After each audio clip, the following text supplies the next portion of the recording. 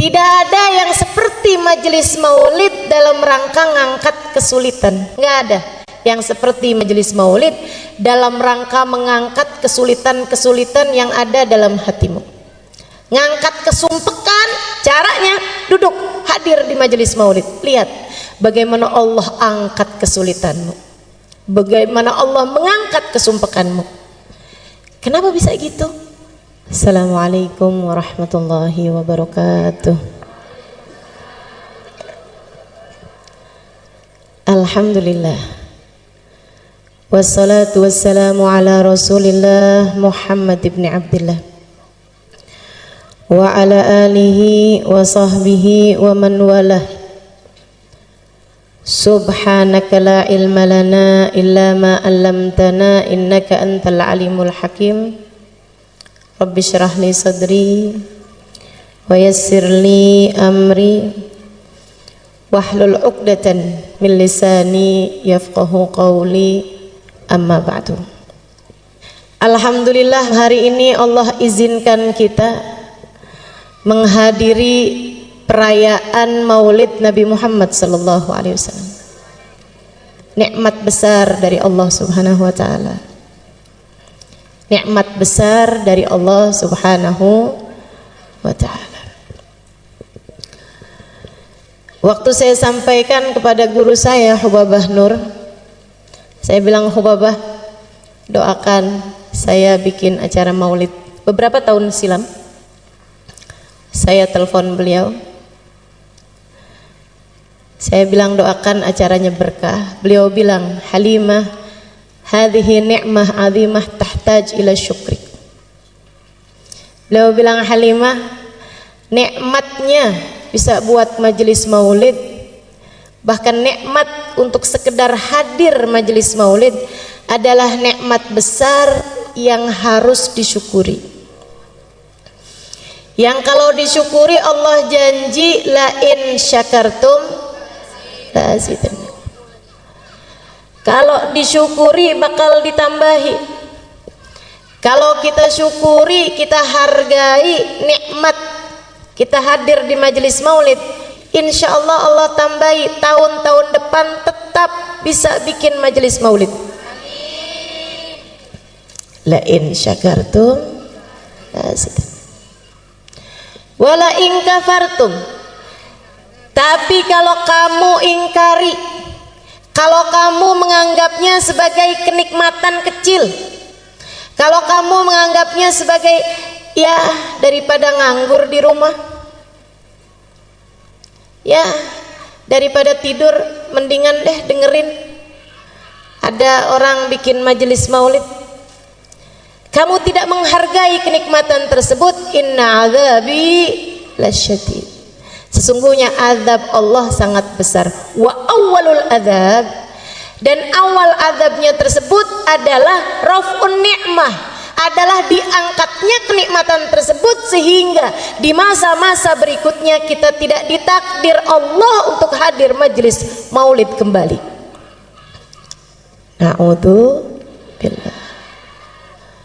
Ibu, kalau umur ibu sampai tahun depan pengen hadir lagi apa enggak? Adik-adik, kalau tahun depan umur panjang mau hadir lagi apa enggak? Masyi kama majma'il maulid yujallil kurub, kata Habib Ari Habsyi. Tidak ada yang seperti majelis maulid dalam rangka ngangkat kesulitan. Enggak ada lagi yang kayak majelis maulid dalam rangka bikin seneng hati yang hadir. Subhanallah, nggak di mana. Kalau hadir majelis maulid, asal majelis maulidnya benar, asal majelis maulidnya khusyuk, tidak ditunggangi kepentingan apapun, hadir majelis maulid benar, sampai seanak-anak kecil yang hadir pada girang, pada seneng, pada hatinya berbunga-bunga, ketawa-ketawa, lari-lari, senang bener. Coba perhatikan, semua senang hadir majelis maulid. Masyi kama majma'il maulid yujallil kurub. Kata Habib Ali Al-Habsyi, nggak ada yang seperti majelis maulid dalam rangka mengangkat kesulitan-kesulitan yang ada dalam hatimu. Ngangkat kesumpekan, caranya duduk hadir di majelis maulid. Lihat bagaimana Allah angkat kesulitanmu, bagaimana Allah mengangkat kesumpekanmu. Kenapa bisa gitu? Sebab katanya Nabi Muhammad, inda dzikri salihin tanazzalatir rahmat. Ketika disebut nama orang soleh, kita ngobrol nyebut nama orang soleh, turun rahmatnya Allah. Dan Nabi Muhammad nggak bilang tanzil, tapi tanazzal. Turun berketerusan, turun lagi, disebut lagi, turun lagi, disebut lagi, turun lagi. Rahmatnya Allah berketerusan turun selagi disebut nama orang-orang soleh. Kalau nama orang soleh disebut bisa menurunkan rahmat, bagaimana jika yang disebut adalah ainur rahmatillah, adalah hakikat rahmatnya Allah, yang kata Allah, wa ma arsalnaka illa rahmatan lil alamin. Kami utus engkau wahai Nabi Muhammad sebagai rahmat bagi alam semesta. Jadi begitu disebut nama Nabi Muhammad turun rahmat. Dan tidak ada majelis lebih banyak disebut nama Nabi Muhammadnya daripada majelis maulid. Betul nggak? Belum ya Rabbi salli ala Muhammad, ya Rabbi salli alaihi wasallim, ya Rabbi salli ala Muhammad, ya Rabbi ballighul wasilah, ya Rabbi salli ala Muhammad. Berapa banyak nama Nabi Muhammad disebut-sebut dalam majelis-majelis maulid. Maka teman-teman, saudariku sekalian saya muliakan, majelis maulid nggak ada ceramahnya aja, itu udah menurunkan hujan rahmatnya Allah Subhanahu wa taala. Karena ceramahnya tuh sebenarnya nggak penting. Jadi kalau saya nggak begitu didengerin nggak apa-apa. Kalau nggak usah pakai ceramah sebenarnya juga nggak apa-apa. Cuman kayak rugi gitu ya punya ya. Masya Allah. Masyi kama majma'il maulid yujallil kurub. Dha majma' yahdurhan nabi wa ahlul ghuyub. Sebab di majelis maulid tuh nama Nabi Muhammad disebut-sebut, insya Allah kalau sungguh-sungguh Nabi Muhammadnya hadir. Kata Habib Ali Habsyi, bukan kata saya. Yang ngomong ini orang yang sungguh-sungguh melihat sehingga bisa ngasih tahu kita. Dan Nabi kalau sudah hadir suka ngajak-ngajak. Makanya kata Habib Ali Habsyi, yahdurhan nabi wa ahlul ghuyub. Di majelis maulid dihadirin sama Nabi Muhammad dan dihadirin sama alam barzakh, sama orang-orang yang sudah wafat dari para wali-walinya Allah Subhanahu wa taala. Mudah-mudahan Sayyidah Khadijah berkenan hadir. Mudah-mudahan Sayyidah Fatimah berkenan hadir. Apalagi habis disebut-sebut namanya, natawassal bil hubaba. Siapa tuh hubabanya? Sayyidah Khadijah. Wal batulil mustataba. Siapa tuh al batul? Sayyidah Fatimah Az-Zahra. Sebut-sebut namanya, mudah-mudahan berkenan hadir. Yahdurhan nabi wa ahlul ghuyub. Makanya Sayyid Muhammad bin Alwi bin Abbas Al-Maliki pernah bercerita, dan ini cerita ma'ruf, cerita terkenal, banyak disampaikan sama murid-murid beliau.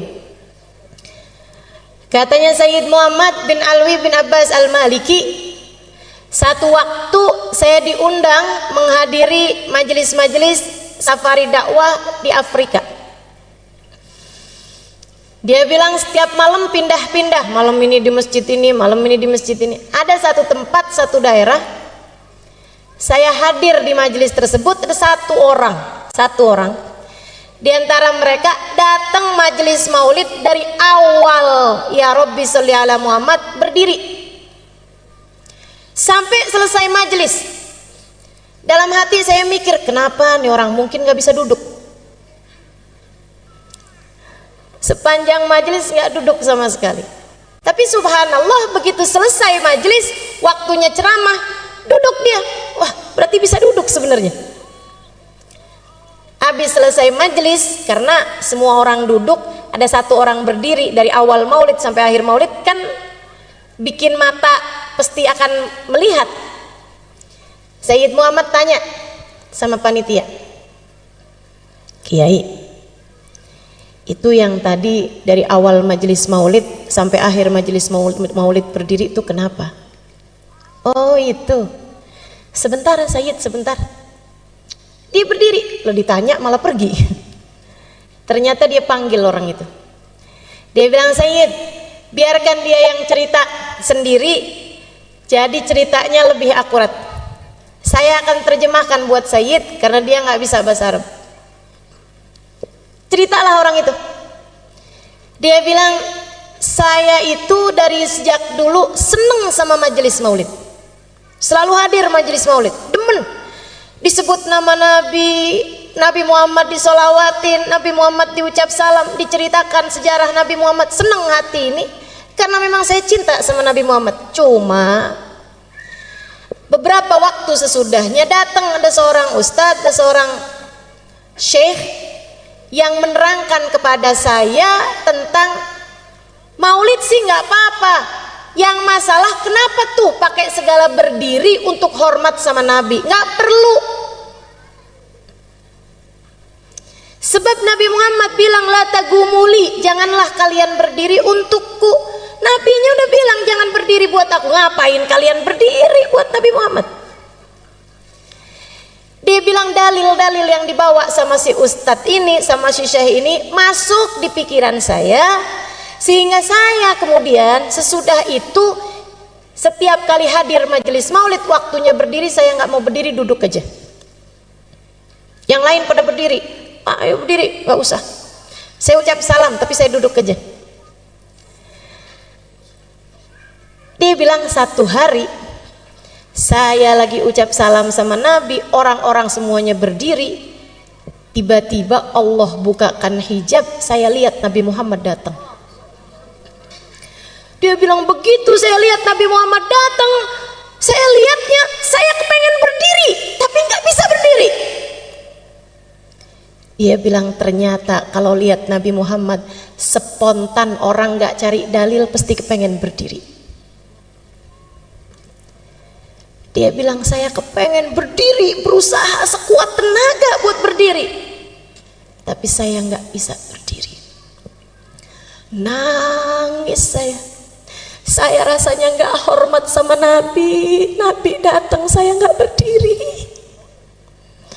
Rasanya saya merasa jadi umatnya yang nggak beradab, nggak berakhlak. Ada Nabi Muhammad datang saya nggak berdiri. Saya nggak bisa berdiri, saya paksa nggak bisa berdiri. Sampai habis selesai majelis maulid saya nangis terus. Dibilang habis itu saya sakit. Sebulan, 2 bulan, 3 bulan sakit. Sakit lama sekali. Di tempat tidur. Dia bilang saya kemudian nadar. Saya tahu nih kayaknya saya sakit karena nggak hormat sama Nabi Muhammad. Dia bilang saya nadar, nanti kalau Allah panjangkan umur saya, Allah sehatkan badan saya bisa hadir majelis maulid lagi. Tidak hanya saat qiyam saya berdiri, dari awal maulid sampai akhir maulid saya akan berdiri. Dia bilang alhamdulillah Allah sembuhkan sakit saya. Karenanya tiap hadir di majelis-majelis maulid, saya pun memutuskan untuk berdiri dari sejak awal maulid sampai akhir maulid. Gak usah ditiru jadi aneh. Waktunya duduk kita duduk, waktunya berdiri kita berdiri. Tapi kan saya nggak lihat Nabi Muhammadnya Ustazah, sama saya juga nggak lihat. Tapi ulama-ulama bilang, dan saya percaya. Tapi Habib Ali Habsyi bilang, dan saya percaya. Dan lebih daripada semua itu, Nabi Muhammadnya bilang, ma sallama alayya ahadun min ummati illa waraddallahu alayya ruhi hatta aruddu alaihi salam. Hadis riwayat Ahmad, tidaklah umatku mengucapkan salam kepadaku melainkan Allah kembalikan ruhku sehingga aku dapat menjawab salamnya. Nabi udah bilang begitu ya, saya percaya. Karenanya di saat kita baca maulid, waktunya berdiri ucap salam sama Nabi, kita berdiri. Siapa tahu di saat para ulama-ulama kita, di saat orang-orang soleh yang bersama dengan kita, dengan hati bersih mereka dapat merasakan kehadiran Nabi Muhammad, kita pun ikut serta di antara mereka mendapatkan keberkahan Nabi Muhammad. Tidak ada yang seperti majelis maulid dalam rangka mengangkat kesulitan. Zawakat taubatak yal asi idza batatu, kata Habib Ali Habsyi. Ini adalah waktumu wahai hamba yang penuh dosa untuk bertaubat. Zawakat taubatak ya syarid idza batau. Ini adalah waktumu wahai hamba yang kabur untuk kembali kepada Allah. Hadir majelis maulid, hadirlah dengan mentaubati dosa. Tempat paling enak buat bikin gugur dosa-dosa. Datang majelis maulid bawa dosa, mudah-mudahan keluar sudah ringan beban dosa di pundak kita. Hadir masih jauh dari Allah, mudah-mudahan keluar dari majelis maulid sudah didekatkan kepada Allah. Hadir majelis maulid belum tercatat sebagai umat yang akan bisa memandang Nabi Muhammad di hari akhirat. Keluar dari majelis maulid namanya sudah ada dalam daftar orang yang kelak akan memandang wajah Nabi Muhammad. Hadir bawa hati, bukan hanya sekedar bawa badan. Sebab yang diceritakan di majelis maulid, yang disebut di majelis maulid tidak lain tidak bukan manusia paling agung, baginda kita Nabi besar Muhammad.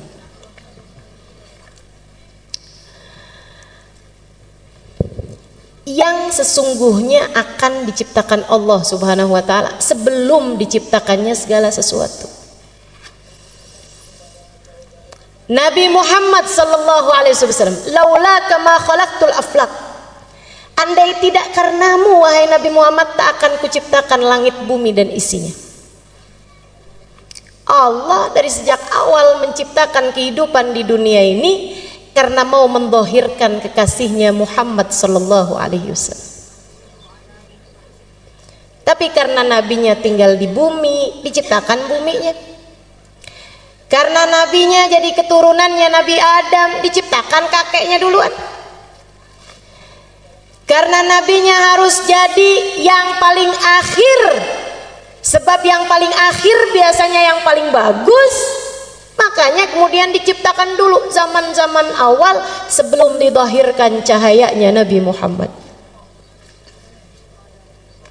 Namanya ada di tiang arsy, namanya ada di pintu surga. Bu, itu surga nggak pernah direnovasi loh. Jadi jangan dikira oh sekarang di surga namanya nama Nabi Muhammad bersanding dengan nama Allah, tapi zaman Nabi Musa Allah Musa, zaman Nabi Isa Allah Isa, zaman Nabi Ibrahim Allah Ibrahim. Enggak, dari sejak zamannya Nabi Adam ketika awal ditinggalkan di surga, Nabi Adam udah lihat di pintu surga ada nama Muhammad bersanding dengan nama Allah. Dan sampai saat itu, sehingga semoga suatu hari kita kelak memasukinya, tetap di pintu surga nama Allah bersanding dengan nama Muhammad. Nggak pernah ada renovasi, nggak pernah ada pembaharuan. Kebayang nggak sih teman-teman, di saat yang lain minta ya Allah masukkan saya ke dalam surga, ya Allah masukkan saya ke dalam surga, Nabi Muhammad namanya di pintu surga. Kebayang nggak betapa tingginya derajat bagindamu Nabi Muhammad sallallahu alaihi wasallam? Di saat yang lain mohon ampunan, ya Allah ampuni, ya Allah ampuni. Malah kalau buat Nabi Muhammad, Nabi Adam ketika memohon ampunan, Allahumma ghfirli bi barakati Muhammad. Ya Allah ampuni aku dengan berkatnya Muhammad. Manusia paling tercinta di sisi Allah. Karenanya sebisa kamu puji Nabi Muhammad, tidak pernah bisa mencapai hakikatnya Nabi Muhammad. Orang yang saya kenal muji Nabi Muhammad sampai habis-habisan, yang baru saja kita baca maulidnya itu, Habib Ali Al-Habsyi. Segitunya Habib Ali Habsyi tiap hari kerjaannya puji Nabi Muhammad. Bait-bait syair menyampaikan tentang Nabi Muhammad tiap hari. Mahir jisila bidikrin Nabi katanya. Saya nggak gerak, saya nggak ngapa-ngapain kecuali pikiran ini selalu mengingat Nabi Muhammad. Kadang dari kangennya Nabi pengen cepet mati aja dah. Ya kadu min syiddati syuaqi fuadi yatir ilal habibil ladzi hubbu sakan fid dhamir. Dia bilang dari kangennya nih hati udah nggak tahan, aduh ya Allah cepetan deh ketemuin saya sama Nabi, terbangin roh ini menuju Nabi Muhammad, matikan saya. Habib Ali Habsyi pujiannya kepada Nabi Muhammad, al jannah masaqani min wasfiha illa likaunil hibbi fihi khayyama. Surga tidak ada yang membuat aku tertarik untuk masuk di dalamnya kecuali karena kekasihku Nabi Muhammad ada di sana. Yang sudah habis-habisan muji Nabi ini, beliau bilang, wa in kanatil alsun la tafi bi ushri mi'ashari awsafi dzalikal mausuf. Sebisa saya ngomong apa tentang Nabi Muhammad, sebisa saya muji kayak gimana tentang Nabi Muhammad, sebisa saya menyampaikan salam kerinduan seperti apa kepada Nabi Muhammad, sebisa saya bercerita tentang kemuliaan Nabi Muhammad, la tafi bi usyri mi'syari awsafi dzalikal mausuf, tidak mencapai 1% dari kemuliaannya Nabi Muhammad. Tidak mencapai 1% dari kemuliaannya Nabi Muhammad. Kalau Habib Ali Habsyi bilang begitu, bagaimana mungkin kita bisa dianggap berlebihan kepada Nabi Muhammad? Habib Ali Habsyi 1%, kita berapa kira-kiranya? Habib Ali Habsyi berbicara seperti itu karena mengikuti pendahulu-pendahulunya. Manusia paling kenal sama Nabi Muhammad namanya Abu Bakar. Namanya Abu Bakar, Sayyidina Abu Bakar As-Siddiq radhiyallahu ta'ala anhu wa arda. Sayyidina Abu Bakar bercerita tentang kedekatan beliau kepada Nabi Muhammad. Katanya Sayyidina Abu Bakar, ma'araftu minhu illa dzil. Saya tuh kenal sama Nabi Muhammad itu hanya baru sekedar bayangannya aja. Hakikatnya Nabi Muhammad saya belum pernah tahu. Orang paling dekat loh sama Nabi Muhammad, bilangnya saya hanya baru kenal bayangannya aja. Kalau Nabi punya bayangan, saya cuma baru kenal bayangannya aja. Tapi Nabi memang nggak punya bayangan. Nabi nggak punya bayangan. Kenapa? Ulama mengatakan karena dua hal. Jadi Nabi kalau jalan di bawah matahari sekalipun nggak ada bayangannya. Wala dhillun lahu bal kana nura. Ada lagunya tuh. Wala dhillun lahu. Nabi Muhammad nggak punya dhil, nggak punya bayangan. Ulama bilang karena dua hal. Yang pertama karena Nabi Muhammad cahaya, dan bagaimana mungkin cahaya punya bayangan? Cahaya itu kalau kena ke benda padat, benda hitam baru ada bayangan. Tapi kalau cahayanya itu sendiri, cahaya nggak punya bayangan. Cahaya membayangi, tapi nggak punya bayangan. Nabi cahaya, cahayanya Allah. Karenanya kemudian Nabi Muhammad nggak punya bayangan. Itu satu alasannya. Yang kedua, Allah tidak rela ada yang menginjak bahkan sekedar bayangan Nabi Muhammad. Allah tidak suka ada orang nginjek Nabi Muhammad bahkan sekedar bayangan Nabi Muhammad. Masya Allah. Allah ciptakan manusia satu ini sempurna. Kana sallallahu alaihi wasallam ahsanan nasi khalqan wa khuluqan. Allah jadikan Nabi Muhammad sempurna fisiknya, wa khuluqan, dan akhlaknya. Kenapa sama Allah dibikin sempurna? Biar semua orang pada seneng, buat kangen sama Nabi Muhammad, pengen buat cinta sama Nabi Muhammad. Allah sengaja buat Nabi Muhammad sesempurna-sempurnanya makhluk secara fisiknya. Lam ya'ti basyarun ala mithli khalqih fi mahasini nadharihi wa sam'ihi wa nutqih. Qad khalaqahu Allahu ala ajmal surah fiha jami'ul mahasin mahsurah wa 'alaiha maqsurah. Tidak ada orang yang menyamai, mirip aja nggak ada, apalagi sama Nabi Muhammad. Apanya? Fi mahasini nabarihi wa sam'ihi wa nutqih. Dalam ketajaman penglihatannya, dalam kuatnya pendengarannya, dan dalam keindahan ucapannya. Sama Allah matanya Nabi dibikin paling indah dan penglihatannya paling indah. Sama Allah dibikin Nabi Muhammad telinganya bagus dan pendengarannya lebih bagus lagi. Sama Allah dibikin bibir Nabi Muhammad, mulut Nabi Muhammad indah, suara Nabi Muhammad indah, dan ucapan Nabi Muhammad begitu indah. Fiha jami'ul mahasin mahsurah. Dalam diri Nabi Muhammad semua keindahan ada. Jadi kalau kau tanya rambut siapa paling indah, rambutnya Nabi Muhammad. Kalau kamu tanya alis siapa yang paling cakep, alisnya Nabi Muhammad. Kalau kamu tanya giginya siapa yang paling bagus, giginya Nabi Muhammad. Makanya orang tuh asal lihat Nabi Muhammad, hatinya nggak punya kebencian, ya Allah, takluk, penuh karisma. Orang-orang kafir salah prediksi terhadap hal ini.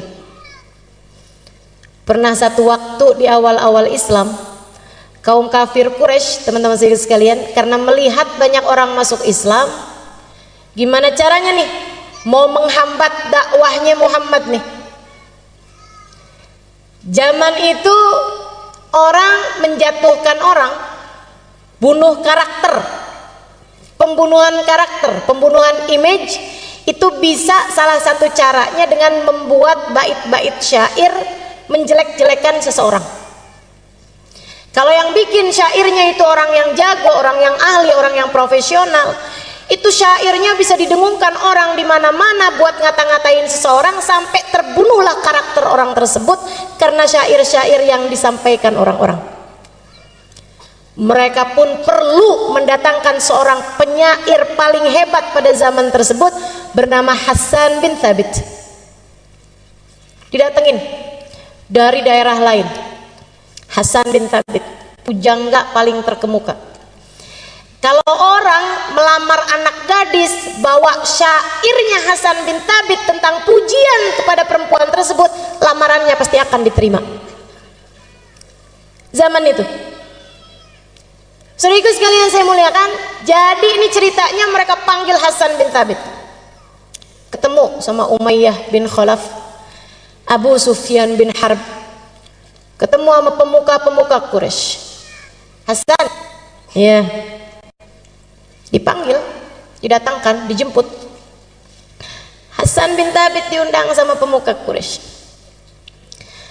Hasan, kamu selama ini paling mahal dibayar orang berapa banyak? Mahal teman-teman saya sekalian. Misalnya 100 juta untuk satu syair. Kata mereka, kami akan membayarmu sekarang Hasan 2 kali lipatnya, 200 juta. Oh boleh. Apa nih jobnya nih? Kerjaannya apa nih? Dia bilang, kami minta kamu membuat bait syair, bukan memuji orang tapi jelek-jelekin orang. Oh gampang. Berapa lama kira-kira? Saya perlu lihat orangnya. Berapa lama kamu lihat? Ya, 5 menit, 10 menit. Aib orang udah bisa kelihatan 5 menit, 10 menit. Kekurangan orang, cacat orang udah bisa kelihatan. Jadi teman-teman saudaraku sekalian saya muliakan, kata Hasan bin Thabit, sebentar selesai. Baik kalau gitu. Nih kita bayar kamu 50% dulu, DP setengah, 100 juta bayar. Terima sama Hasan. Dia bilang yang 100 juta lagi sesudah syairmu jadi. Siap. Siapa nih yang saya mau kata-katain? Siapa nih yang saya mau bikin gojlokan hinaan? Ya, bentar lagi orangnya datang. Nabi itu dari dulu istiqomah. Kalau tawaf jam segitu, tiap hari ya jam segitu. Makanya umat Islam ini dikenal disiplin dan istiqomah. Sholat duhur siangnya siang terus, nggak pernah ada ceritanya. Malam-malam sholat duhur. Istiqomah. Nabi Muhammad jam tawafnya orang kafir Quraisy semua udah tahu. Bentar lagi nih dia tawaf nih. Bentar lagi. Tungguin aja. Nah di sana tungguin. Bentar lagi dia masuk. Oh siap. Siapkan bolpen, siapkan kertas. Hasan bin Thabit tungguin mana dia orang. Nggak lama datang Nabi Muhammad. Ya Allah. Hasan bin Thabit lihat Nabi Muhammad. Mudah-mudahan kapan waktu kita bisa lihat Nabi Muhammad. Hasan bin Thabit lihat Nabi Muhammad. Dilihatin sama Hasan bin Thabit. Nabi Muhammad bergerak pelan-pelan. Fa-idza masya faka'annama yanhattu min sabab. Nabi jalannya ringan. Kalau jalan seperti menuruni tangga, bukan seperti naik gunung. Orang kalau jalan naik gunung kan berat. Kalau jalan turun tangga seteringan. Nabi kalau jalan ringan. Dilihatin sama Hasan. Bagus bener nih orang. Dipandangin wajahnya. Pandangin. Dari Hasan duduk nggak puas berdiri. Dideketinya Nabi Muhammad sallallahu alaihi wasallam. Dilihatin mukanya, rambutnya, alfiyul anfi, imiyul fami, nuniyul hajib. Hidungnya kayak huruf alif, kecil mancung. Alisnya kayak huruf nun yang terbalik. Bibirnya senyumnya nggak hilang, penuh seperti huruf mim. Dipandangin kulitnya yang putih kemerah-merahan, abyadul launi musyarraban bihumrah. Dipandanginya tangannya, dadanya, kakinya. Dipandangi dari ujung rambut ke ujung kaki. Terus diikuti Nabi Muhammad sallallahu alaihi wasallam. 1 putaran tawaf, 2 putaran tawaf, 3 putaran tawaf. Hasan bin Thabit menatap lekat Nabi Muhammad sallallahu alaihi wasallam hingga selesai Nabi Muhammad tawaf. Nabi kemudian keluar dari mataf, dari tempat tawaf, dan tidak terlihat mata kembali. Pulang. Hasan bin Thabit duduk dan menuliskan bait-bait syair. Yang nunggu di bawah bukit Sofa, yes, habis ini ada syair-syair kita punya buat menghina Nabi Muhammad. Kita akan bacain syair itu ke kampung-kampung, kabilah-kabilah. Biar Nabi kalau dakwah ke sana, mereka semua sudah punya kalimat-kalimat penolakan, sehingga kayak apapun Nabi Muhammad mereka nggak akan percaya. Lebih percaya sama syairnya Hasan bin Thabit. Hasan bin Thabit habis selesai nulis, berjalan menuju mereka. Mereka pada senang semua, siap-siap, siapin 100 juta sisanya.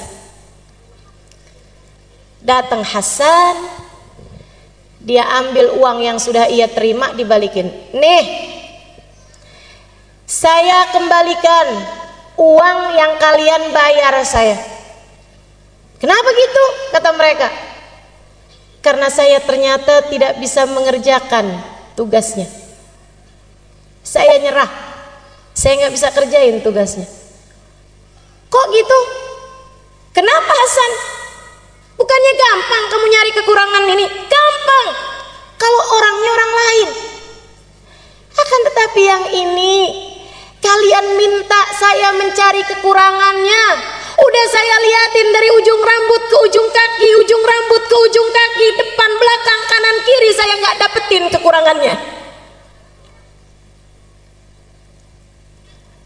Kalian minta saya mencari aib dan celah dari seseorang yang sayangnya tidak diberi aib dan celah oleh penciptanya. Jika dikatakan tak ada gading yang tak retak, ketahuilah gadingnya Nabi Muhammad tidak retak. Jika dikatakan tak ada manusia yang sempurna, ketahuilah kata-kata itu tidak berlaku bagi Nabi Muhammad. Tapi tunggu dulu Hasan, kita lihat kamu tadi ada nulis bait syair. Memang, kata Hasan, memang saya nulis bait syair. Kalau gitu kamu bacain deh, tapi tidak seperti yang kalian harap, kata Hasan. Nggak apa-apa, udah kadung, pengen denger. Salah juga nih, pengen denger. Saya akhirnya jadi hafal gara-gara orang kafir Quraisy pengen denger. Padahal maksud mereka mau menjelekkan Nabi Muhammad, malah akhirnya keluar bait syair yang seperti ini indahnya. Kata Hasan, baik saya bacain, tapi sekali lagi tidak seperti yang kalian harapkan. Nggak apa-apa, bacain aja, udah kadung, terlanjur. Lamma ra'aitu anwaruhu sata'at wada'tu min khifati kaffi ala basari khawfan ala basari min husni suratihi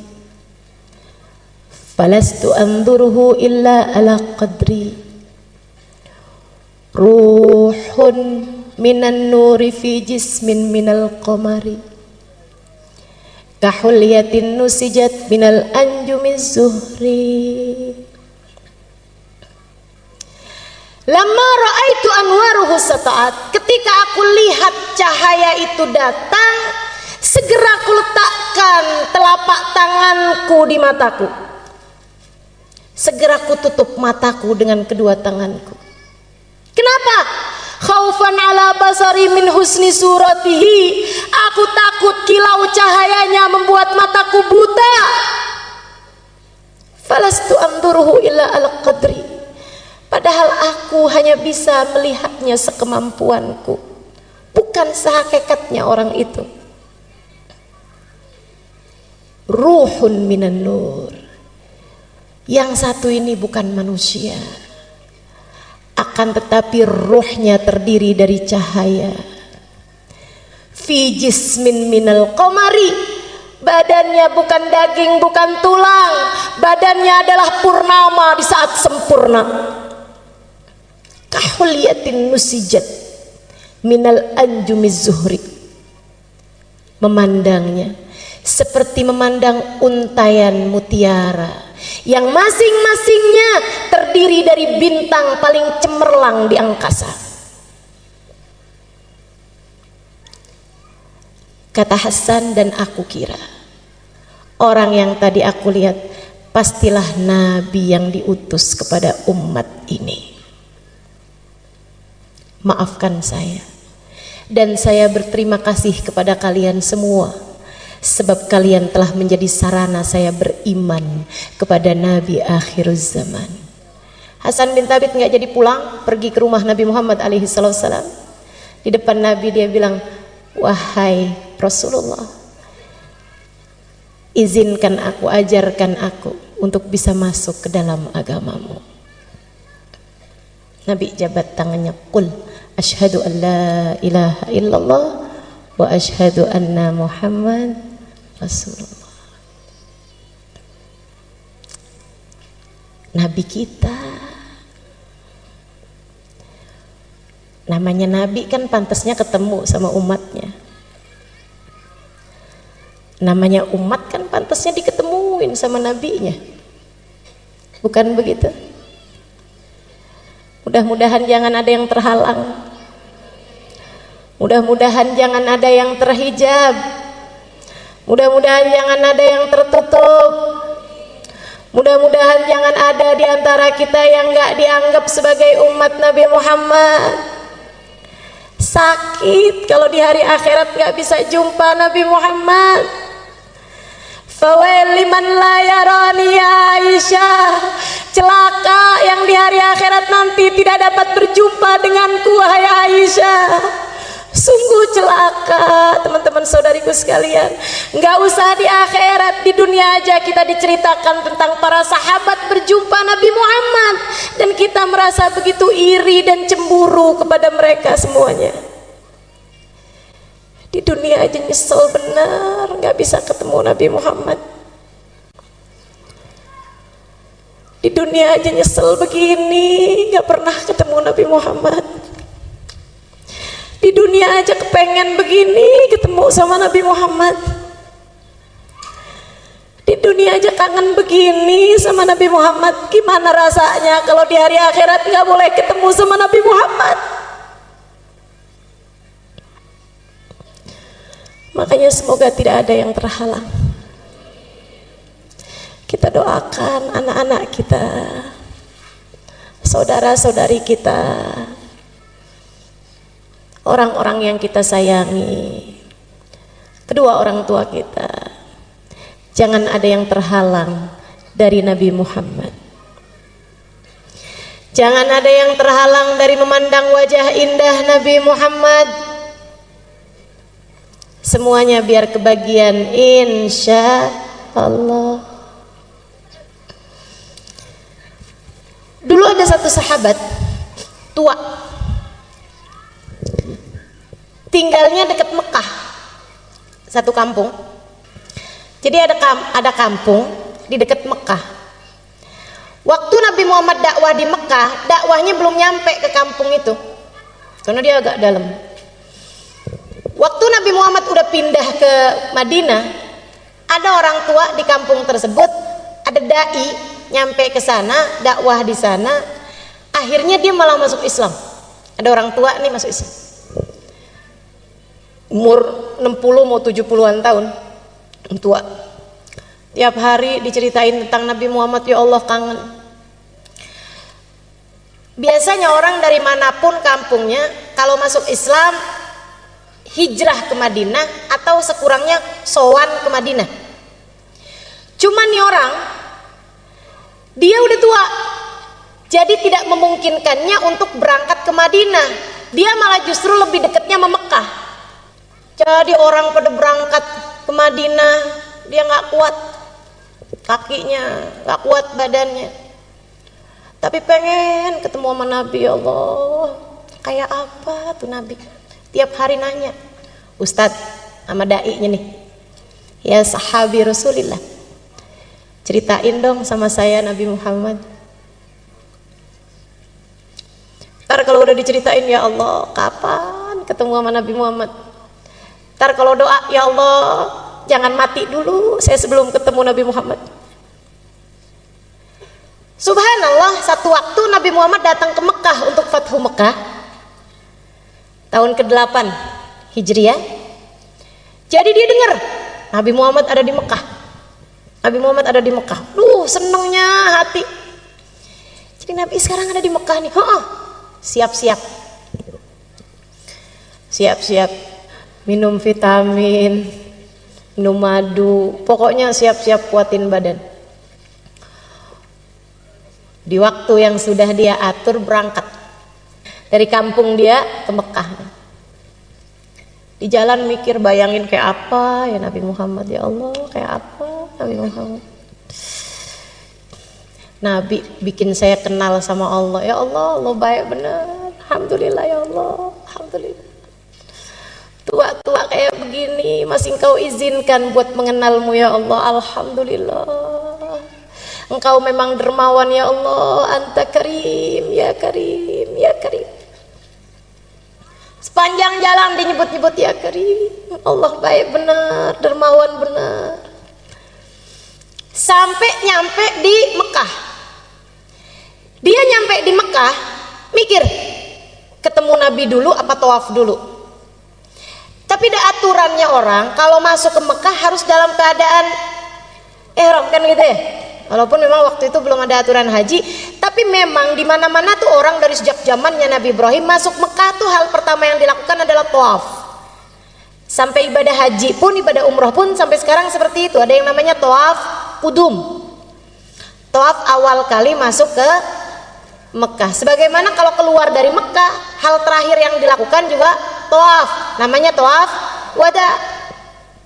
Nah, itu aturan dari sejak zaman dulu. Orang masuk Mekah ya tawaf dulu gitu. Jadi dia bilang, ya udah deh ikut aturannya Allah, saya masuk Mekah tawaf dulu aja. Abis dari tawaf baru deh saya mau cari-cari Nabi Muhammad di mana. Tawaflah dia. Tawaf satu putaran. Ingat, ya Allah, Allah baik benar. Saya udah tua begini diizinkan buat masuk Islam. Sebentar lagi diizinkan ketemu Nabi Muhammad. Ya Allah, senang benar. Ya Allah. Dia sambil mikir begitu, di saat tawaf dia bilang, ya Karim. Kenceng. Ada orang di belakangnya nyaut dengan logat yang sama juga. Ya Karim. Noleh dia. Gak seneng diikut-ikutin. Nah, demen ya. Apalagi diikutinya logatnya sama, nadanya sama, noleh. Habis noleh dia maju lagi ke depan. Untung cakep. Yang di belakang cakep bener yang ngikutin dia itu. Untung cakep, kalau nggak cakep udah saya marahin nih. Lanjut tawaf. Udah lagi enak-enak deh. Kebayang lagi gitu, Allah baik bener. Ya Karim, dia bilang. Yang di belakang nyaut lagi, ya Karim. Dia liatin lebih lama. Ini orang untung aja cakep. Habis itu, udahlah. Orang cakep memang dimaklumi. Keunggulan buat orang cakep ini ya. Urusan-urusan suka rada gampang. Katanya yang cakep. Karena saya enggak, jadinya saya cuma bisa cerita aja. Teman-teman saya ikut sekalian. Akhirnya dia pun konsentrasi lagi. Dia lupakan nih orang di belakangnya yang cakep ini tadi. Dia lanjutkan. Kali ini entah di tawaf yang kelima, entah di tawaf yang keenam, kembali hatinya berasa bergemuruh dengan rindu. Jadi dia pun kembali berkata, sesudah memahami Allah tuh emang baik bener, Mas. Ya Karim. Di belakangnya juga ya Karim. Dia noleh, kemudian dia bilang, saya udah nggak tahan lagi. Apakah gara-gara saya ini orang kampung kelihatan nggak berpendidikan? Saya datang dari kabilah jauh, dari kampung pedalaman, karenanya kamu bisa mengolok-olok saya. Laula sobahat wajhik, andai tidak karena cakepnya kamu ini, lastakaitu ila habibi Muhammad, pasti kamu ini bakal saya adukan sama kekasih saya Nabi Muhammad. Yang di belakang senyum lebar, yang diajak ngobrol senyumnya lebar. Terus tanya, Ama ta'rif nabiyyaka ya akhal Arab. Memangnya Bapak nggak pernah ketemu sama Nabi Muhammad? Jangan salah, saya memang belum pernah ketemu sama Nabi Muhammad, tapi saya ini beriman udah lama sama Nabi Muhammad. Dan jangan salah, saya memang belum pernah ketemu sama Nabi Muhammad, tapi hati ini bergemuruh rindu sama Nabi Muhammad. Kayak kita, rada mirip juga sih. Jangan salah, kita memang gak pernah ketemu Nabi Muhammad, tapi kita udah beriman sama Nabi Muhammad dari dulu, dari lahir. Waktu kita lahir gak dikasih tahu siapa nama bapak kita, udah dikasih tahu namanya Nabi Muhammad. Betul? Kita emang belum pernah lihat wajah Nabi Muhammad, tapi kita udah tahu rasanya rindu sama Nabi Muhammad. Jadi dia pembelaan nih, bilang, emang saya gak pernah ketemu Nabi, tapi saya cinta sama Nabi. Orang itu senyumnya semakin lebar. Kemudian dia berkata, kalau begitu kenalkanlah Pak, saya Nabi Muhammad. Nabi Muhammad tahu gitu dari tadi ya.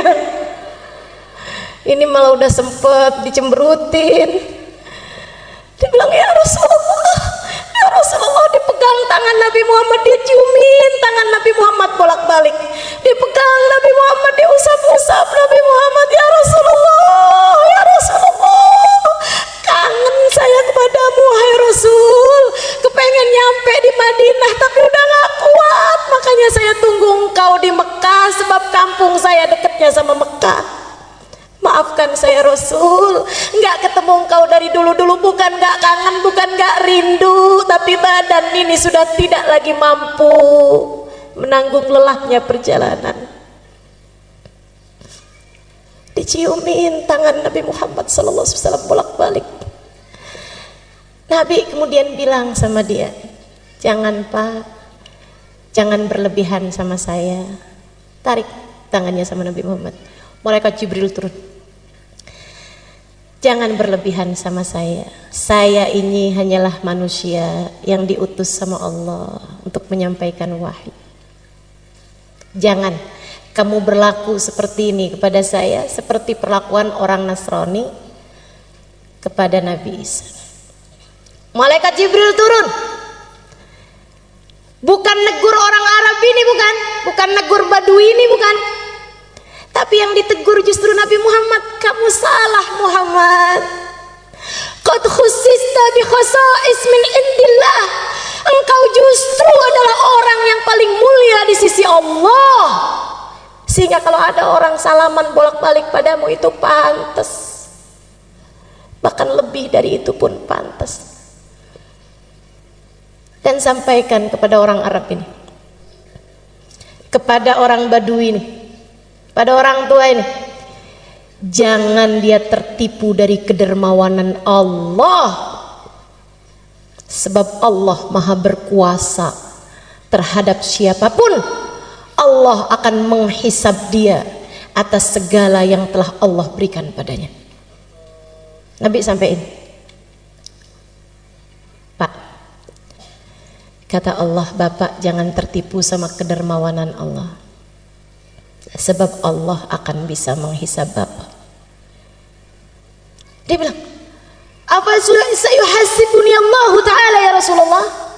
Tunggu Rasul, jadi maksudnya Allah tadi ngirim malaikat Jibril ngasih tahu saya bahwa saya akan dihisab gitu sama Allah, saya akan ditanya-tanya sama Allah? Iya Pak, benar Rasul. In hasabani Allah Ta'ala fa ana sa'uhasibullah. Tenang ya Rasulullah, kalau saya sampai ditanya-tanya sama Allah, saya akan balik tanya-tanya sama Allah. Nabi balik nanya, Bapak maksudnya apa Pak, mau menghisab Allah? Dia bilang, in hasabani Allah Ta'ala ala dhunubi. Rasul, Kalau Allah mempertanyakan dosa-dosa saya akan mempertanyakan keluasan ampunannya kepada hamba-hambanya. Ini biarpun kampung tapi cerdas. Walaupun Allah menanyakan kepada saya tentang dosa-dosa saya akan bertanya kepada Allah, dan di mana ampunanmu ya Allah? Bukankah ampunanmu lebih luas daripada seluruh dosa-dosa saya? Bukankah kabarnya dosa-dosa meskipun sebesar apapun, seberat apapun dilempar ke dalam lautan ampunan Allah, hanya akan menjadi kalamami, seperti buih-buih di dalam lautannya Allah Subhanahu wa taala. In hasabani Allah, jika Allah menghisab saya atas kesembronoan saya beribadah, atas kekurangan saya dalam segala macam hal, saya akan menghisab Allah Subhanahu wa taala atas luasnya kemakluman Allah Subhanahu wa taala. Allah kan maha maklum, maha afu. Allahumma innaka afuwun karimun tuhibbul afwa. Allah maha memaklumi, Allah maha memaafkan.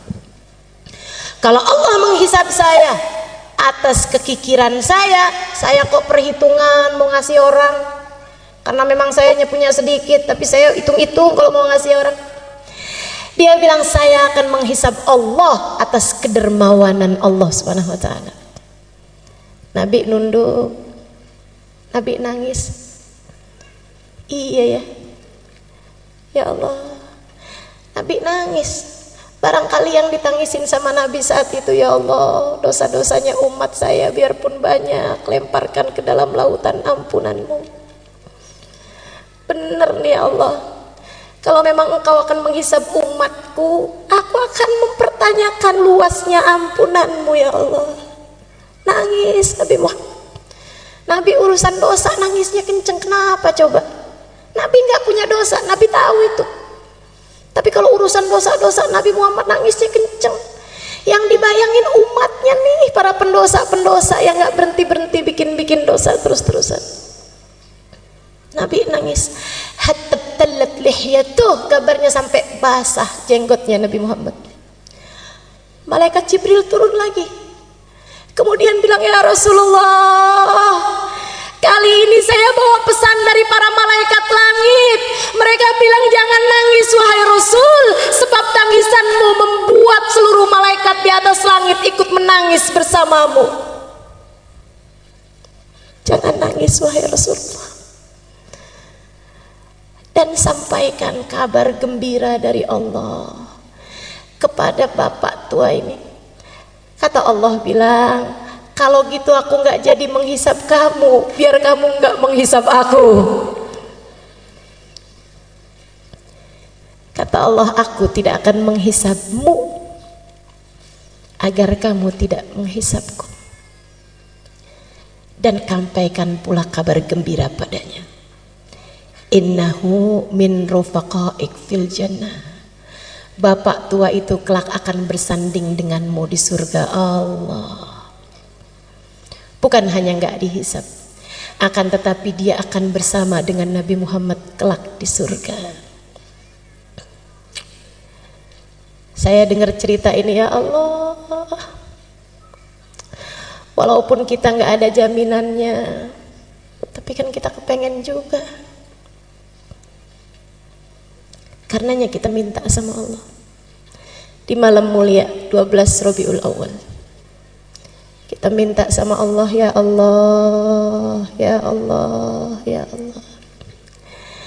Mata ini memang tidak pernah melihat Nabi Muhammad, tapi mata ini pernah menangis rindu kepada Nabi Muhammad. Maka jangan halangkan perindu dari yang dirindui, ya Allah. Jangan halangkan perindu dari yang dirindukan. Izinkan kami berjumpa Nabi Muhammad, ya Allah. Perkenankan mata kami memandang Nabi Muhammad, ya Allah. Kumpulkan kami bersama Nabi Muhammad, ya Allah. Kama ma jama'tana fi hadad dar. bimunasabati maulidin Nabi sallallahu alaihi wasallam, bimunasabatil mahabbah lin Nabi sallallahu alaihi wasallam. Ijma'na ghadan fi dari karamatik ma'ahu ya Allah. Sebagaimana Engkau telah mengumpulkan kami dalam rangka merayakan maulid Nabi Muhammad, Engkau telah kumpulkan kami dalam rangka mencintai Nabi Muhammad. Kumpulkan kami kelak di hari akhirat bersama Nabi Muhammad. Kumpulkan kami kelak bersama Nabi Muhammad. Ya Allah, walaupun matanya telah mencatat ribuan dosa, jangan halangkan mata siapapun yang hadir di tempat ini dari memandang wajah Nabi Muhammad. Walaupun matanya telah tercatat darinya ribuan aib dan noda yang haram-haram dilalap sama matanya ya Allah, tapi jangan halangkan mata itu dari memandang wajah Nabi Muhammad.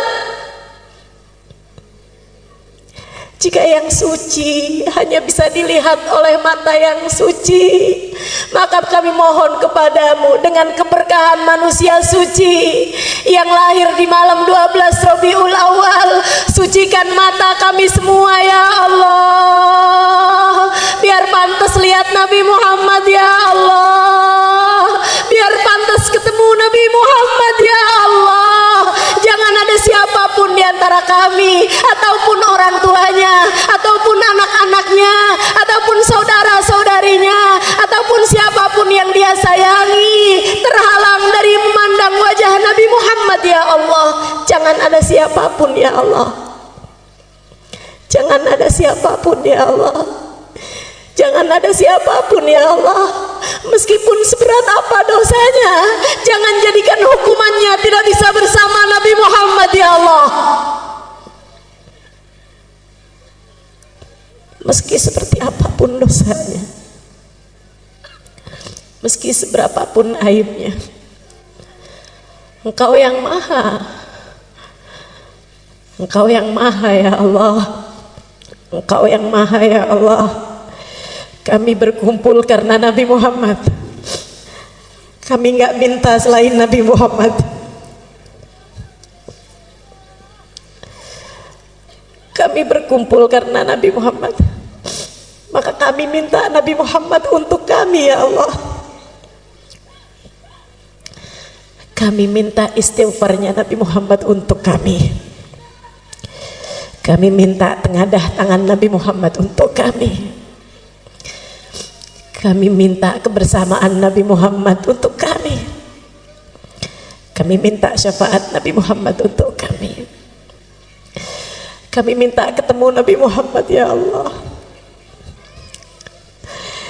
Di dunia udah gak bisa ketemu Nabi Muhammad, jangan halangkan kami ketemu Nabi Muhammad di akhirat ya Allah. Jangan halangkan kami berjumpa Nabi Muhammad ya Allah.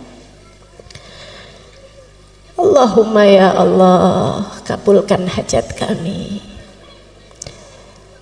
Hajat kami adalah rahmat-Mu. Hajat kami adalah Nabi Muhammad. Ya Allah, ada banyak orang di atas muka bumi ini tanpa diminta Engkau beri.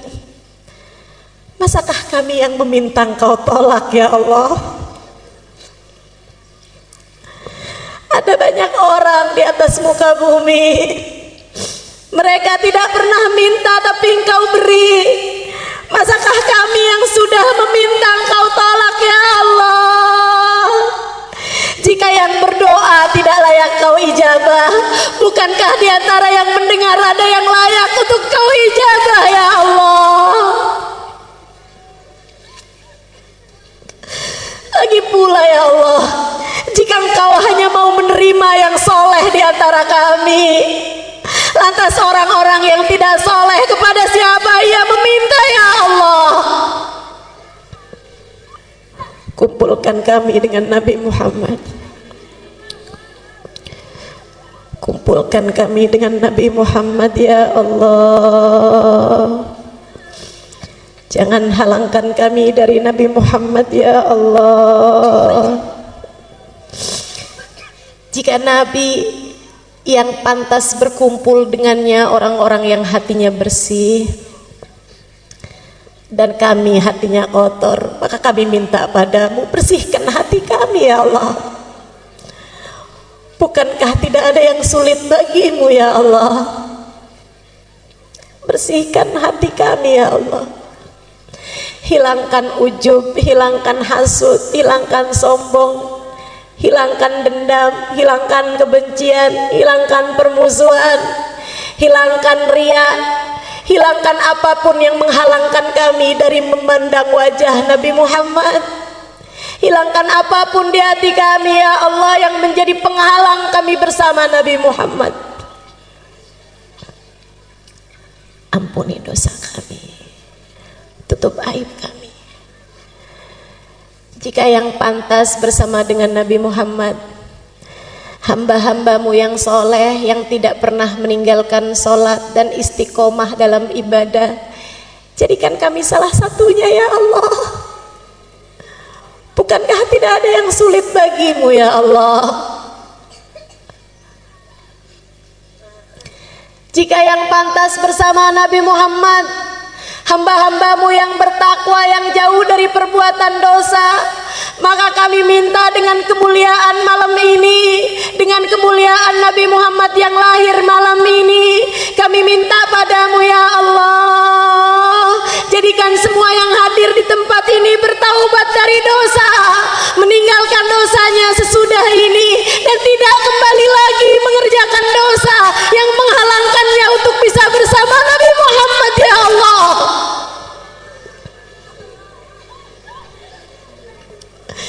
Jangan ada siapapun di antara kami anak durhaka sama orang tua. Kami tahu anak durhaka tidak akan bersama Nabi Muhammad.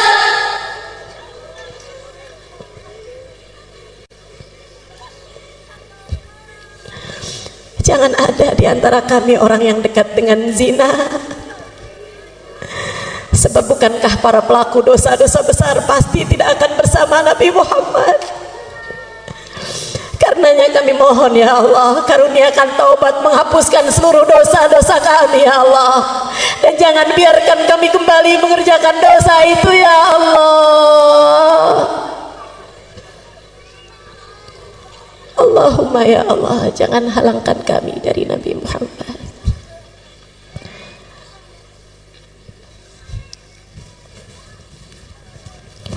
Rabbi faj'al mujtama'na ghayatu husnul khitam wa'atina ma qad sa'alna min atayakal jizani wakrimil arwaha minna biliqa khairil anami.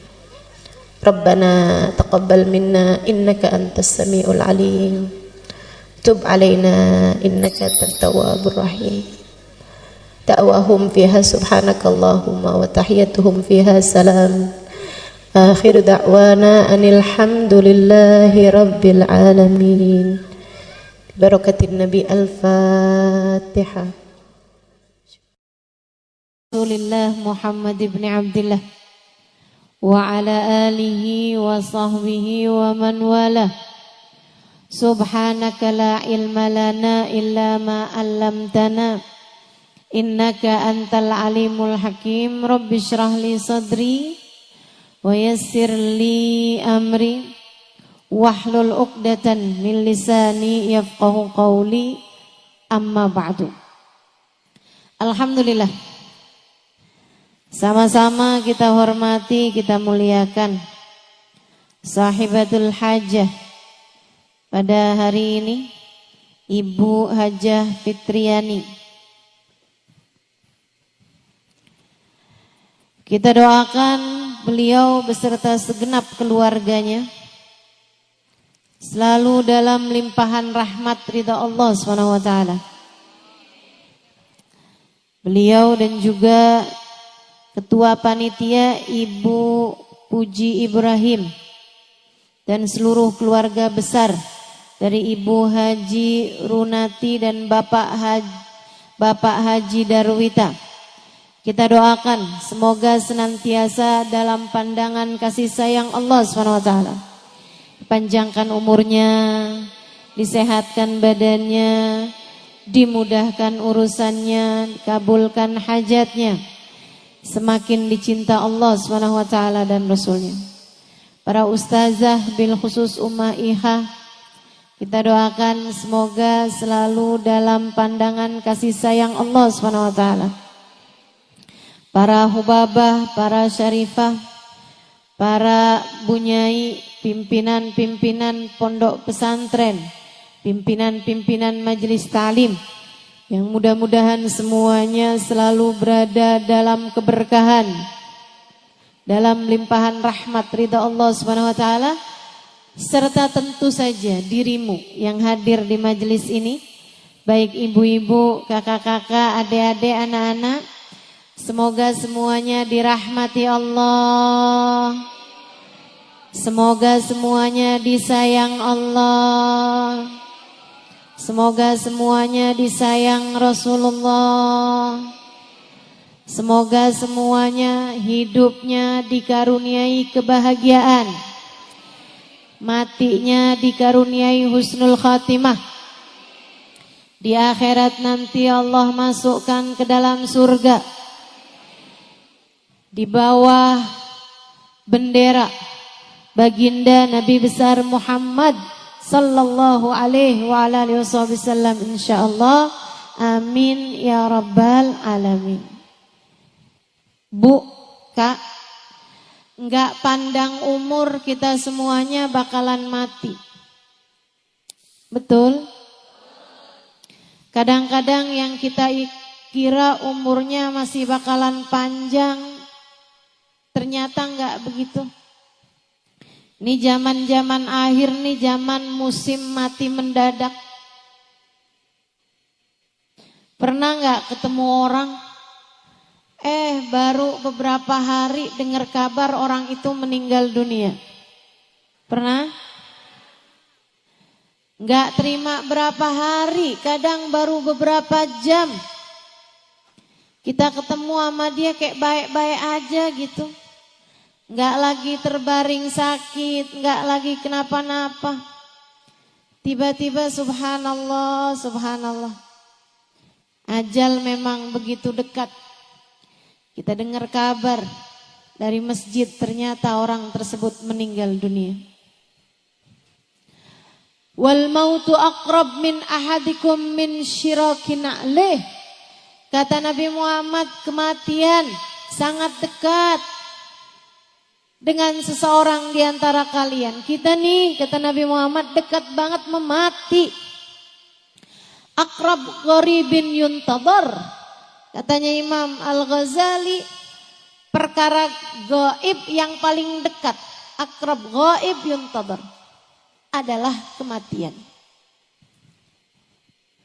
Ibu-ibu saudara sekalian yang saya muliakan, enggak pandang umur, enggak pandang waktu, enggak pandang sehat. Enggak.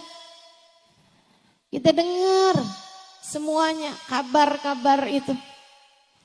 Dan Bu, sebagaimana kamu dengar kematian orang-orang yang bahkan terkadang mendadak, bisa jadi kematianmu pun juga demikian adanya. Mungkin seseorang di antara kita, ada yang udah kain kafannya tuh udah siap di toko. Beberapa hari lagi bakal dibeli sama keluarga kita. Bisa jadi. Bisa jadi saudara sekalian. Nih hari ini hadir, beberapa hari kemudian dengar kabar. Yang hadir kemarin itu ada yang meninggal dunia. Kita nggak pernah tahu. Nggak pernah tahu. Karenanya dengerin saya. Hal paling kamu perlukan ketika kamu mati, hal yang pasti kamu perlukan di saat kamu mati, ada dua hal aja Bu. Kamu pasti perlu itu. Sebenarnya bahkan dari saat hidup di dunia ini kamu udah perlu dua hal tersebut. Tapi kita suka ingkar. Kita suka kemana-mana. Kita kirain kita nggak perlu. Padahal sebenarnya kita perlu. Kita kirain kita perlunya duit di atas semuanya. Padahal nggak gitu. Kita lebih perlu dua hal ini daripada apapun aja. Dunia sebelum akhirat. Hidup sebelum mati. Tapi terasanya justru sesudah datang ajal menjemput kita. Betapa perlu sekali kita sama dua hal ini. Apa itu? Satu, rahmat. Dua, syafaat. Satu apa tadi? Dua apa tadi? Kita perlu rahmatnya Allah. Kita perlu syafaatnya Rasulullah. Kamu perlu rahmatnya Allah. Kamu perlu syafaatnya Nabi Muhammad. Orang tuamu perlu rahmatnya Allah. Orang tuamu perlu syafaatnya Rasulullah. Anakmu perlu rahmatnya Allah. Anakmu perlu syafaatnya Rasulullah. Suamimu juga, saudaramu juga. Tidak ada yang lebih kamu perlukan, Dek. Tidak ada yang lebih kamu perlukan daripada rahmatnya Allah dan syafaatnya Rasulullah. Saya perlu biar cepat lulus sekolah, Ustazah. Iya betul. Tapi sebenarnya keperluan kamu terhadap rahmat Allah jauh lebih mendesak. Keperluan kamu terhadap syafaat Nabi Muhammad jauh lebih mendesak. Saya perlunya sekarang sama jodoh, Ustazah.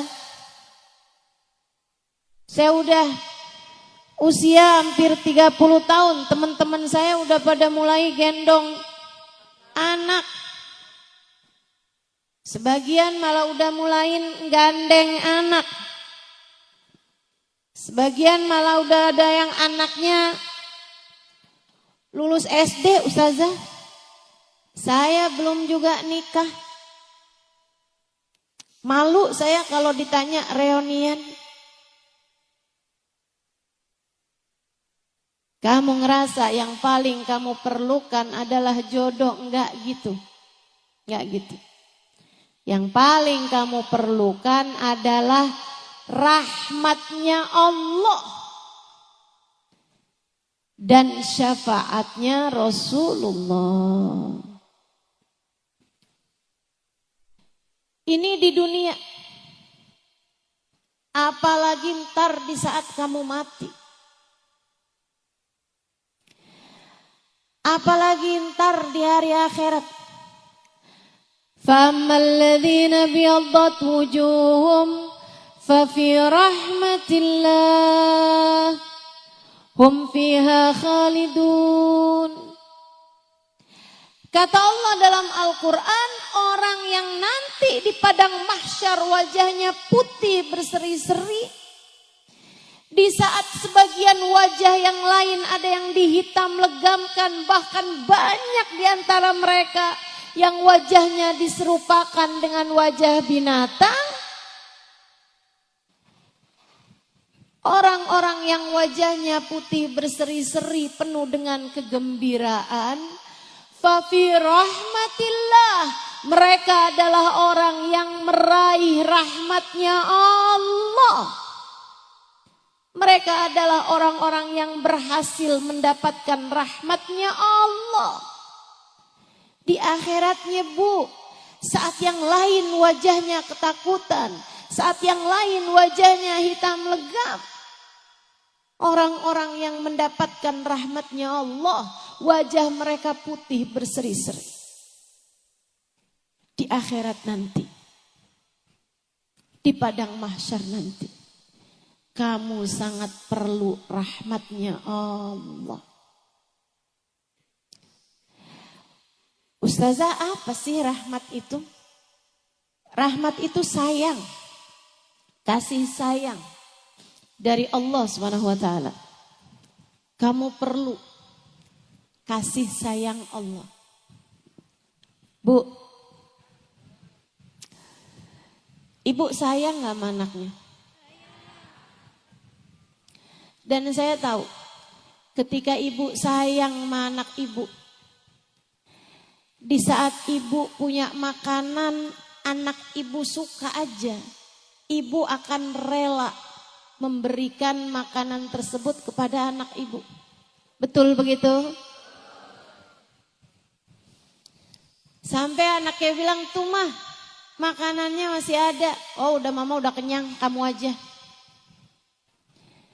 Padahal kamu masih pengen.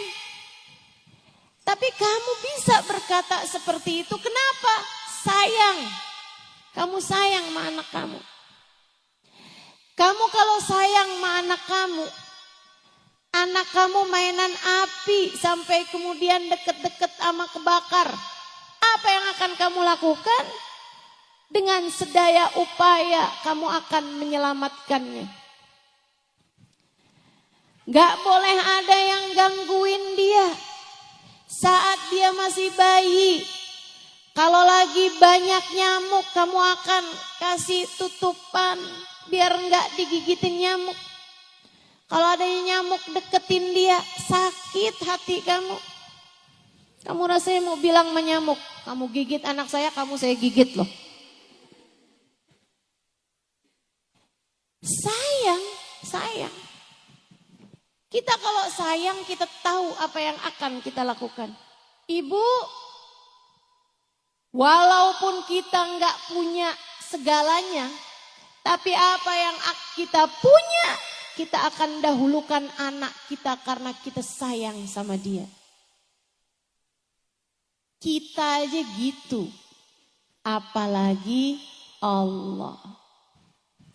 Allah Bu, kalau udah sayang sama kamu, dimuliakannya hidupmu, dimudahkannya urusanmu. Apapun yang kamu mau.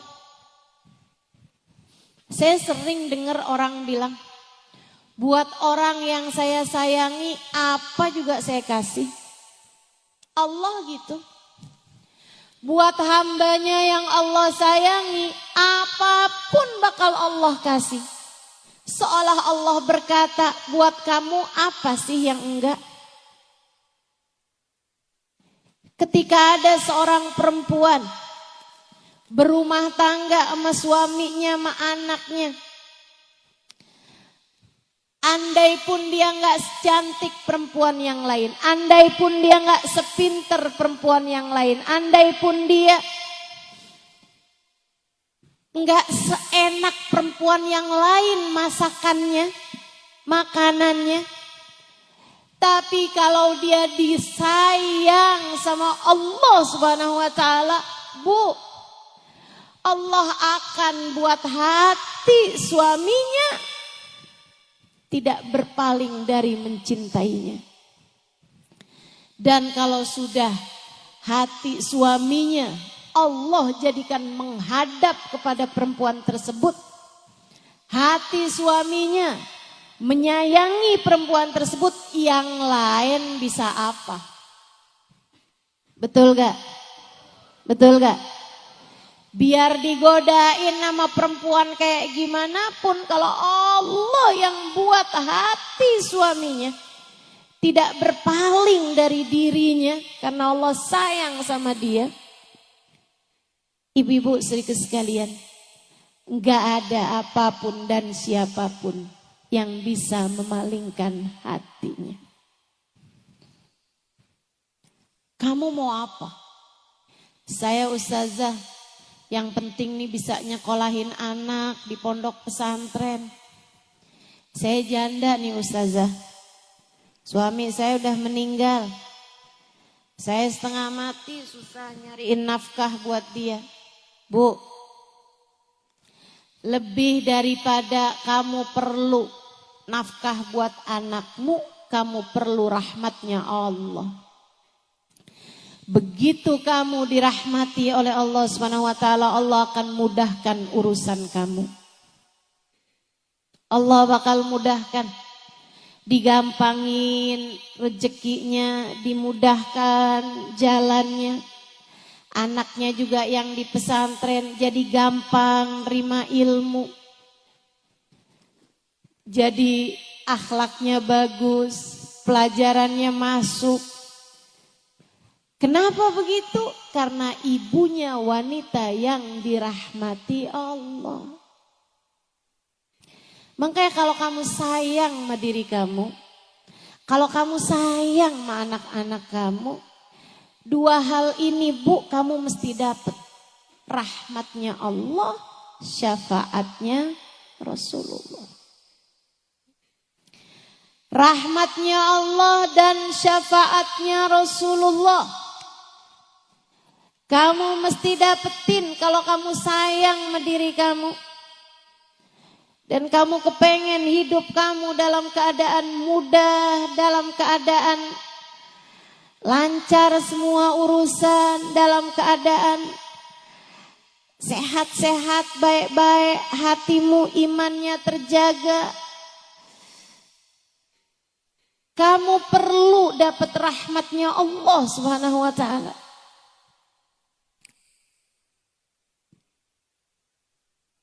Belum lagi kalau datang kematian. Allah kalau udah sayang sama seseorang, mudah bagi Allah untuk berkata kepada malaikat Israel saat mencabut nyawa hamba terkasih tersayang di sisinya. Israel, pelan-pelanlah dalam mencabut nyawanya. Sebab dia adalah hamba yang aku sayangi, maka sayangilah dia. Malaikat Israel pun tunduk patuh kepada Allah. Nyabut nyawanya perlahan-lahan. Gak disakitin, apalagi digemesin. Ada banyak orang-orang yang ketika nyawanya dicabut, malaikatnya gemes. Nih dia nih orangnya nih. Maksiat aja kerjaannya, dosa aja terus-terusan. Nyakitin hati orang aja nih. Nih dia nih, sholat ditinggal, ibadah tinggal, kerjaannya utang mulu.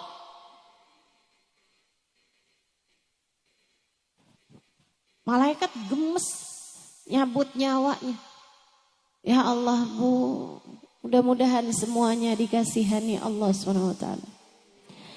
Mudah-mudahan semuanya disayangi Allah Subhanahu wa taala. Mudah-mudahan semuanya dirahmati Allah Subhanahu wa taala. Makanya sakaratul mautnya jadi ringan buat hamba-hamba yang tercinta di sisi Allah Subhanahu wa taala. Ada seorang perempuan lagi sakaratul maut. Kan kelihatan tuh orang kalau lagi sakaratul maut. Karena pencabutan nyawa tuh enggak sekaligus. Nyabut nyawa itu dari ubun-ubun bu. Sebagaimana dulu ditiupkannya juga dari ubun-ubun. Nasiyah dalam bahasa Arab. Wa inni akhidun binasiyatiha, kata Allah. Aku yang menguasai ubun-ubunnya. Tempat ditiupkannya ruh sekaligus tempat dicabutnya ruh. Sehingga sekalian saya muliakan, di saat dicabut itu ruh tuh dari sini, itu nggak langsung sekaligus. Cabut, zep, berhenti dulu nih sampai ke lutut. Karenanya orang sakaratul maut itu kakinya udah dingin karena udah nggak ada nyawanya lagi. Sementara badannya yang bagian atas masih hangat. Itu tanda udah mulai masuk sakaratul maut. Udah nggak ada lagi nyawanya tuh Bu. Kakinya juga nggak tegang lagi biasanya. Udah mulai melemas. Karena sudah tidak ada lagi ruh di sana, tidak ada lagi nyawa di sana. Sakitnya luar biasa, Bu. Sayyidina Ali mengatakan, la darba bisayf 30 darbah, ahab ilayya min sakrah min sakaratil maut. Lebih baik badan saya dipenggal-penggal pedang, kena tebasan pedang 30 kali daripada satu sakaratul maut. Sakit. Karena nyawa kita nih Bu, ruh kita udah bersatu sama badan kita. Di saat dicabut sakitnya luar biasa. Ibu, gigi tambalan aja kalau dicabut sakit Bu. Ibu pasang koyo aja pas dicabut sakit. Padahal baru hanya beberapa jam. Nah, Ibu bayangkan ini sesuatu yang sudah bersatu mendarah daging dengan dirimu. Ketika ia dicabut dari tubuhmu kayak apa sakitnya. Tapi perempuan ini adalah perempuan yang dirahmati Allah SWT. Perempuan solehah. Ini salah satu dari cerita guru saya Sayyidil Habib Umar bin Hafid. Perempuan lagi sakaratul maut.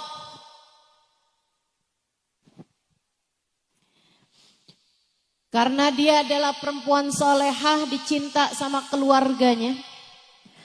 Anak-anaknya pada nangis.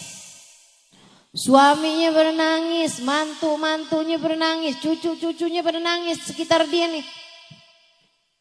Nah kalau lagi sakaratul maut tuh kadang-kadang ntar hilang, ntar sadar gitu kan. Dia kembali tersadar. Dia liatin keluarganya pada nangis semuanya. Dia kemudian bilang, ngapain kalian pada nangis? Saya lagi sakaratul maut, mestinya kalian talkin saya. Ditalkinkan syahadat. Mestinya kalian talkin saya kalimat tauhid, bukan malah nangis begini, kata ibunya. Yang sedang sakaratul maut ini tadi. Mestinya kalian bilang nih, la ilaha illallah di telinga saya. Ayo sekarang bilang, la ilaha illallah. Anak-anak, mantu, cucu semuanya pada jawab, la ilaha illallah. Lagi, la ilaha illallah. La ilaha illallah. Lagi, la ilaha illallah. La ilaha illallah. Habis itu meninggal. Bukan orang hidup mentalkin dia. Malah justru dia yang mau meninggal dunia mentalkin yang hidup. Perempuan salehah. Perempuan yang disayang sama Allah Subhanahu wa taala. Almarhumah yang sesungguhnya. Karena arti almarhumah tuh perempuan yang disayang sama Allah. Kenapa Ustazah orang kalau meninggal dunia disebutnya almarhumah? Yaitu doa yang paling dia perlukan. Kita doakan dia semoga menjadi perempuan yang dirahmati Allah SWT, yang disayang sama Allah SWT. Karena memang diperlukan orang di saat meninggal dunia adalah rahmatnya Allah. Sebaliknya Bu, mau sekaya apapun orang, mau sehebat apapun orang, mau sepinter apapun orang, mau dicintanya kayak gimana, kalau udah sakaratul maut ibu-ibu sekalian, dan dia ternyata tidak dirahmati Allah Subhanahu wa taala, naudzubillah min dzalik, naudzubillah min dzalik. Kesian. Bahkan banyak di antara orang-orang itu ketika dia tidak dirahmati Allah, Allah bahkan mencabut iman yang telah Allah anugerahkan pada dirinya. Mudah-mudahan Allah tetapkan iman Islam di hati kita. Semoga Allah tetapkan iman Islam di hati kita. Yang kedua yang kita perlukan adalah syafaat. Dari siapa? Dari orang-orang soleh, terutamanya dari manusia paling soleh. Yang kita bahkan sebelum masuk bulan Rabiul Awal sudah memperingati kelahirannya pada hari ini, baginda kita Nabi besar Muhammad. Ustazah, jadi sebenarnya yang paling kita perlukan rahmat atau syafaat? Dua-duanya. Tapi saya kasih tahu Bu, kalau kamu adalah seorang yang dekat dengan Nabi Muhammad, yang disayang sama Nabi Muhammad, maka kamu secara otomatis juga bakalan disayang sama Allah. Sebaliknya, ngerjain apapun kamu, sholatkah, ibadahkah, baik sama suami kah, bakti sama orang tua kah, tapi kamu gak punya rasa cinta sama Nabi Muhammad, sangat sulit untuk bisa mendapatkan rahmatnya Allah. Jadi saling terkait. Kalau kamu dapat syafaatnya Nabi Muhammad, kamu akan dapat rahmatnya Allah. Kalau kamu dapat rahmatnya Allah, kamu pun akan dapat syafaatnya Nabi Muhammad. Hal-hal ini, dua hal ini, mau rahmat mau syafaat, bisa kamu dapatkan dengan kedekatanmu dengan baginda Nabi besar Muhammad. Yang paling kita perlukan dalam hidup adalah rahmat dan syafaat. Dan keduanya bisa kamu dapatkan dengan kedekatanmu dengan bagindamu Nabi besar Muhammad sallallahu alaihi wa ala alihi wasallam.